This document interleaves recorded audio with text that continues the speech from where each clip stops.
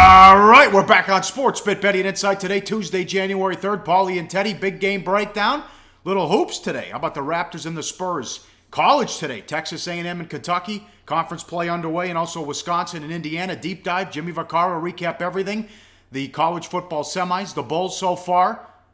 Week 17, look ahead to the playoffs, and Ronda Rousey gets beaten 48 seconds. And we are on fire with the play of the day. We'll get to that coming up. We look to keep the winning streak going. Money time before we get out of here. We'll get to all the coaches fired so far in the NFL in a second. Playoff numbers and line moves will be on tomorrow's show. And you don't want to miss Teddy's great stats coming up on the wild card round as well. As always, we start with bad beats, bad bets, bad for the books. Iowa was a bad bet, blown out against Florida, and they couldn't move the ball, especially in the second half, Teddy. Yeah, I mean, and of course the money came on Iowa.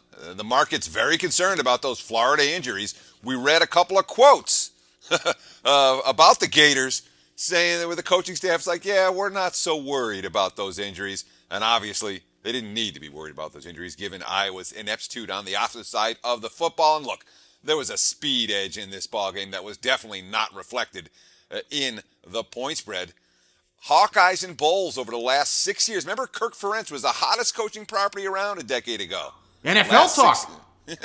Yeah, for sure. Yep. Last 6 years, Hawkeyes 0-5 straight up, 1-4 against the spread in bowl games, losing ATS by a margin of 64 points. Iowa, wrong side loser yesterday. It was bad in the fourth quarter. They were better off running the ball and punting. They kept throwing an interception, and Florida made it worse. A great Rose Bowl. USC wins 52-49. Penn State scores 49 points, and they were shut out in the first and the fourth quarters. Their first four possessions went INT, punt. Next 7 drives, all touchdowns. Then their last 4 possessions, punt, interception. Trojans rally from 2 touchdowns to get the win. They don't get the money, though. No, they sure didn't. And, of course, the bettors got this one wrong. There was USC money, -6.5 up to -7. The -7's with juice on the Trojans. There was under money in this ballgame as well. The total closed 59.5. Wrong and wrong. Trojans with the impressive come-from-behind win, but Penn State, nothing to hang their heads about. An impressive season for James Franklin's kids. Yes, and Oklahoma, look at this move. This opened 6, closed 2, and we caught a break play of the day. Sean White got hurt, broke his arm, kept playing, and then he had to leave the game in the second quarter. Yeah, I mean, nothing but Auburn money, and the total got bet way up too, 62.5 up to 67. I mean, the Auburn offense wasn't working great when Sean White was healthy, and it got worse after he got knocked out as the Sooners. That offense is really hard to stop, SEC defense or not. Yes, NBA now, some bad bets. How about Utah and in Brooklyn bet up to 203, from 203 up to 206, not even close on that total. No, I mean, it fell 190. The Jazz have a very simple MO in these back-to-back situations. They're looking to get the lead in the first game of the back-to-backs and then choke off the tempo. That's exactly what they did against Brooklyn. Bettors read that one wrong. Yes, and this didn't have a chance either. The Rockets-Wizards over, bet up to 231, finished 192. Our guy Hart, another triple-double. He sure did. It was an ugly triple-double, though. He was bricking from three-point range. He was turning the ball over, but it got there. Neither team shot well from long range. There was a slightly slower pace overall. The refs swallowed their whistles. But anytime a game finishes 40 points under and the game got over money, it was a wrong side. The side was wrong, too. The Wizards got bet from +9 to +7.5, and Washington led by 12 at halftime. Yes. They got outscored by 20 in the third quarter. They ended up losing by 10. Tough beat if you had the Wizards plus the points. Wrong side if you had the over. Uh-oh, bad for the books. A missed extra point. Wisconsin wins by 8. And that was, we can't call this a bad. This was a disaster for the books. I mean, that's a real cruncher. Anyone that wanted either side had all kinds of opportunities to find a winning ticket. Okay, -7.5, -8, available in Las Vegas at kickoff. Oh, also, +8.5 and +9 available in Las Vegas at kickoff. If you lost this game, work on your betting skills, not your handicapping skills. We talk about so much handicapping. Finding the right number, betting at good numbers makes all the difference. And this, a disaster. And I mean, what a sweat at the end. I mean, the Broncos get the jubilation. They hit that fourth down miracle touchdown to Davis in the end zone. Yeah. And then they missed the extra point. Yep. And then the Badgers almost punch in the meaningless TD in the final seconds. Finally went down to the Broncos' 6-yard line. Wisconsin took a knee. That was an insane finish and a very, very bad result for the books. Again, everyone out there, doesn't matter what side you had, you're supposed to cash that ticket as a winner. Yeah, guy fell down inside the 5. Oh, my God, it was crazy. All right, Black Monday. All the coaches let go in the NFL, Teddy.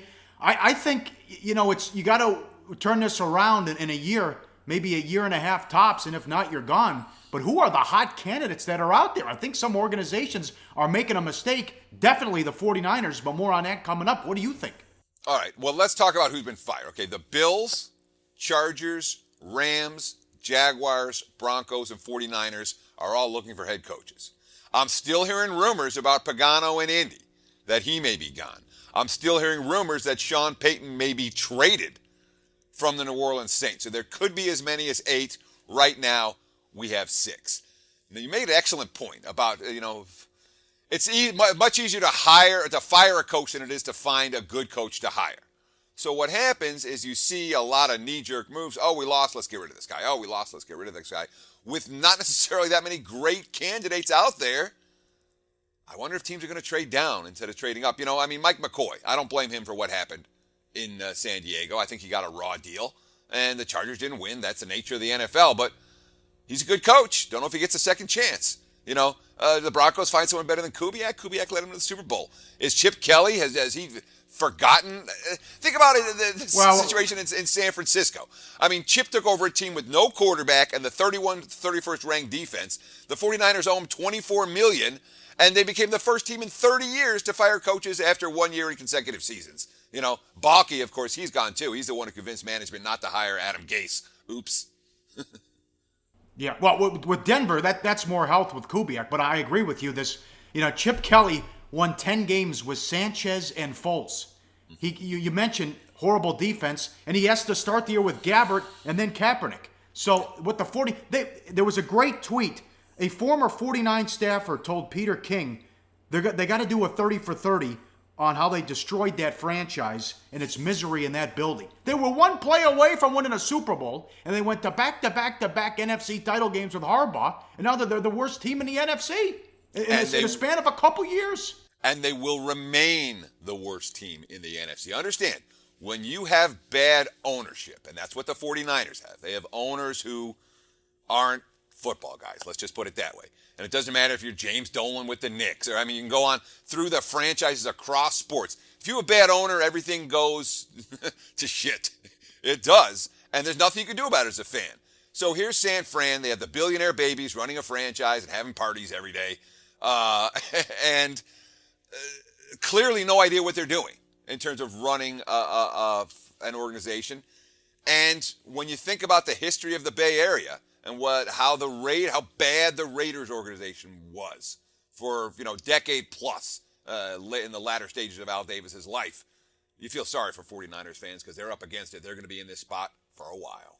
Yes, a couple other stats now that the regular season is over. There have been 9 5,000 passing yard seasons in the NFL in history. Breeze has 5 of them. Also, the draft order. Browns 1, 49ers 2, Bears 3, Jacksonville 4. Teddy, the Titans are 5th with that pick from the Rams. Holy cow. Yeah, thanks, L.A. Yeah, no kidding. Now watch out for that team next year. And watch Tennessee. Note the fact that Tennessee also got a Pro Bowl caliber left tackle from last year's draft, trading down with L.A. Yes, and how about this story? Lane Kiffin was fired from a job he already quit. What? Yeah. Sark is now calling the plays Monday night in the title game. Kiffin let go. Saban said it wasn't working out and he couldn't handle both jobs since he took the Florida Atlantic job, and he was screaming at Kiffin on the sidelines. We got into this a little bit on yesterday's show. Hurts had no success running the ball. They kept throwing on first down, and Scarborough couldn't get enough touches. And once they gave him the ball in the second half, that's when it became a blow, and he ran wild on him. I think he had, 19 for 180, whatever. But Saban was screaming at him to run the ball. He wouldn't do it. Yeah, and the whole story about how Kiffin got left behind by the team buses. Yeah. You know who leaked that story? Who? Kiffin. Nobody knew. Kiffin was like, Kiffin told the press. Got me again, that. yeah. Here's how Kiffin has left his last four jobs, okay? He got called a liar by Al Davis when he got fired in Oakland. There were riots in Tennessee when he left the Vols in the middle of the night. Sure. He got fired at the airport by USC, Sure. at the airport 1 month into the season, and he essentially got fired by a legendary coach with a week before the national title game. I mean, all the reports behind the scenes, they were saying that the Peach Bowl week was filled with Kiffin drama. The offense has poor practices, but most importantly for us, Pauly, now we have a situation where a team is playing for a national title, and they changed offensive coordinators the week beforehand. Steve Sarkisian, high-pressure debut, and talk about a sudden change for the Crimson Tide. They're going to get information from a new person on the sidelines with a national title at stake. The market's reacting accordingly. We've seen, not heavy, we've seen a little bit of Clemson money, 6.5, still the prevailing number. Teddy, they've won 26 games in a row. They lost 3 games the entire time Kiffin was there as the OC. Now you got a guy who had alcohol issues, now calling plays in the biggest game of the season. Yeah, it's certainly an odd situation for the Alabama Crimson Tide. And, of course, we're talking about a Frosh QB. We're not talking about a QB that's been there for the better part of the last 5 seasons. Yes, good point, Bar. You up next, big game breakdown. Then Jimmy Vaccaro, and we look to stay red hot with the play of the day on SportsBit. Betting and Insight today on SBRPicks.com.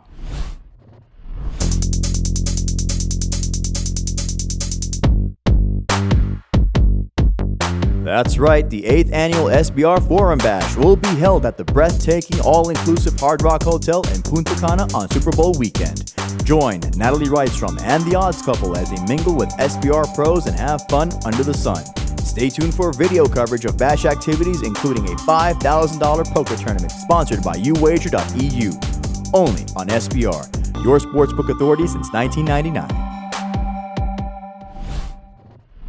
Back on SportsBit, Pauly and Teddy, Betting Insight today. Before we get to big game breakdown, reminder, a great story tomorrow on the guy who works at Starbucks who won $900,000 in the Super Contest here in Las Vegas. 2 entries. You won't believe the story on what happened in Week 17. We'll get to that on tomorrow's show coming up. It's a loaded week here on SportsBit. As always, live odds, sportsbookreview.com. Great game in the association. Raptors again on the road take on the Spurs. Spurs 5.5, 2-11.5 the total. 12 straight court changes for the Raptors, 6 straight game on the road across 3 different time zones. Doesn't get any better than DeRozan matched up against Leonard.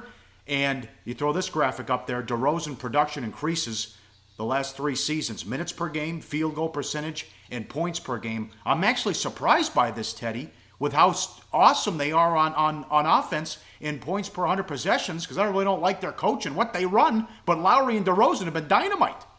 You can't stop that duo in the fourth quarter. That's the success of Toronto, is that you simply have opposing defenses have consistently struggled to stop the Lowry-DeRozan duo in that fourth quarter. And DeRozan, to me, I didn't think he was going to get a whole lot better. I really thought it was a flash in the pan. But look, the field goal percentage is up each of the last 2 years, and obviously the scoring way up from where it was. He was a 20 points per game scorer 2 years ago. Now he's 27.5. And Toronto, not Golden State. Yeah. Toronto has the number 1 offensive efficiency in the NBA, averaging 113.8 points per 100 possessions. The current Warriors, 113.1. And over the last 5 years, only one team, the Warriors, have been within 1 point of where Toronto is right now. So we have to expect at some point that the Raptors are going to come back down to earth in terms of offensive efficiency. And, of course, defensively, Dwayne Casey is harping on it game after game.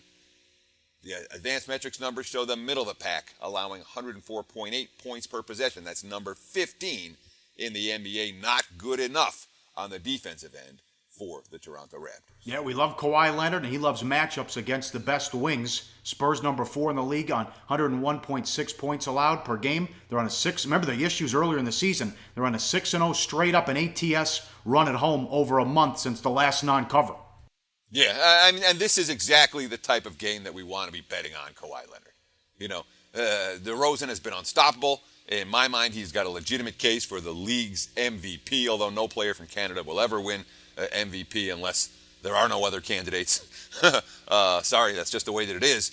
But this is the type of matchup that Kawhi Leonard, lives for. And when he's got his showdowns against the best opposing wings, those wings tend to have trouble. And given the Raptors' brutal scheduling stretch throughout this long road trip, throughout the holiday season, 12 straight court changes, etc., etc., I don't want Toronto in this ballgame, especially, as you mentioned, the Spurs won their last 6, covered their last 6 at home, a far cry from where San Antonio was over the first month of the campaign, playing in San Antonio. College hoops now. Game number 2. Live odds, sportsbookreview.com. Wisconsin and Indiana. Indiana won, 140 the total. Home and home classics last year. Indiana was laying 7.5. They won by 1. Wisconsin was getting 1.5. They won by 3 in overtime. Look at this. The dog is 8-1 ATS. Last 9 in this series. The only favorite to cover came by half a point. Now, what is going on? Remember, we liked Indiana at home against North Carolina. They had the big win there. After that, they lost on a neutral to Butler. They got beat at home by Nebraska, and they lost to Louisville. They've had some struggles of late when it comes to shooting. They've been outshot. They haven't really been outplayed.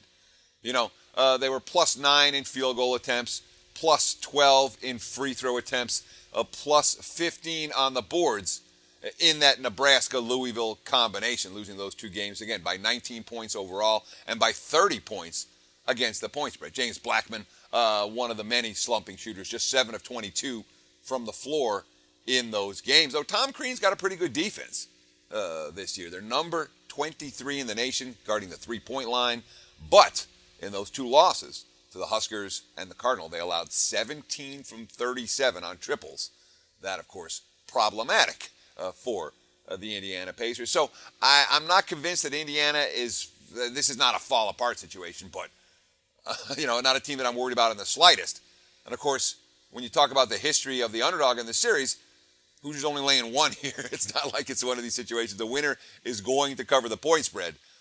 But this Wisconsin team they're facing, I like this team a lot, Pauly. I really do. Well, yeah, what's not to like? All 5 starters back from last year. They've been around the block a few times. You throw up this graphic. Look at the career starts. 73, 89, 49, 48, and 49 as well. And Happ was the Big Ten Freshman of the Year. He's already experienced. Typical Wisconsin. They can shoot and handle the ball. And they're also tough around the basket. I know you like Hayes. Yeah, I sure do. Nigel Hayes is a monster in the low post. But not just Hayes. As Brown and Happ are also tough players. Tough around the basket. Wisconsin doesn't give anything away. And we can expect this to be a tight game. This is no blowout city. But I like the mettle of this senior-laden Wisconsin team. I think they will make you money on the road throughout the course of the Big Ten campaign. We'll get back to this game when it comes to play of the daytime. All right, one more in hoops as well. Live odds, sportsbookreview.com. A&M and Kentucky. Kentucky 14.5, 149 the total. No fear or intimidation here in this matchup. 7 meetings since A&M joined the SEC. A&M is 5-2 ATS, 2 upset wins. 3 of the 5 losses came in overtime, Teddy. Yeah, both games last year went to overtime. A&M at home, they were +2. They win 79-77 in extra time. Kentucky wins 82-77 at -4 in the conference tournament in OT. Of course, that was last year. That's all history. This is Billy Kennedy's youngest team with the Aggies. He's not going to have the experience edge that he has in the past. Now, you have to be physical to compete with Tucky. And certainly the Aggies have the type of physical players that are likely to be able to do that. 6'10", 265, Tyler Davis. 6'10", 230, Tony Chakamorelos. They're not going to back down from anybody. But when you want to break down this matchup into one simple dichotomy, look at this. Tempo. Kentucky, number 11 in the country. They want to get up and down the court. A&M, number 335 in the country. Well, that's one of the biggest contrasts we're going to see all season in conference play. If this game turns into a track meet, A&M's in trouble. And given their inexperience, I worry that the success they had point spread-wise against Kentucky last year, not going to carry over to 2017. Are they about where you expected them to be at this early? Because remember, these guys are basically mercenaries. Coach Cal's got a brand new team every year. Well, I mean, there's an extraordinary amount of talent for Coach Cal. you're talking about guys that are going to have an impact in the NBA, guys that are going to be drafted next year, Malik Monk and Darren Fox, Wenyan Gabriel, Edris Abayo. They're all one-and-done candidates, guys who could be lottery picks, guys who could be first-rounder. So, Kentucky, they're as athletic as usual, but there is a weakness, and it's really shown in early season play.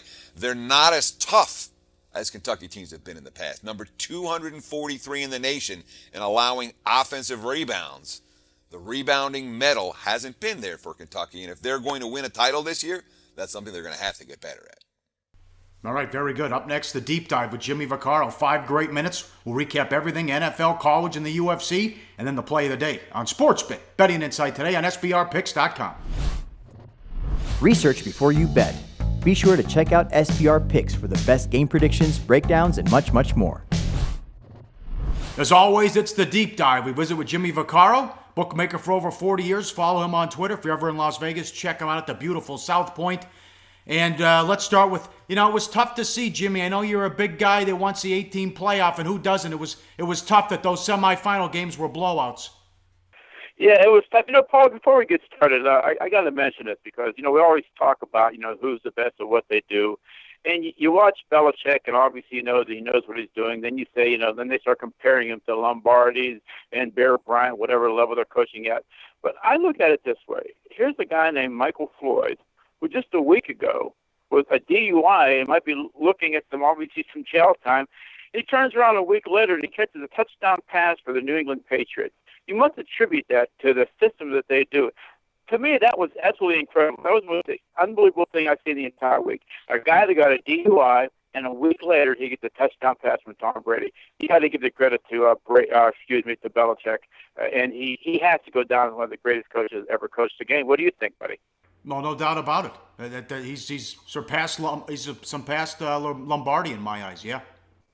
Yeah, me too, buddy. Yeah, it was a very good weekend. Saturday was real good until late, and here's a little piece of info for you coming from my side. We were doing very, very well. Then the most, since I've been here at the South Point, it's been 3.5 years now, a single game loss that we had, just straight bets only, forget the teasers, forget the parlays, was the Ohio State game. I mean, we opened the game 3.5. We closed at 1. Could have went to pick, and obviously I saw some ones on Clemson. It was the highest loss I had ever seen Bitter on a single straight on the game. So, and we were absolutely fooled, and naturally Ohio State was absolutely exposed in that one, buddy. Yep. How about the Alabama-Washington game? Another game that's close. It looks to be 10-7 going to half. Why are you throwing the ball? You could see the pick six coming. Don't know that. I think it's almost like a mental thing playing against Alabama because it's talked about so much of them getting points on defensive play.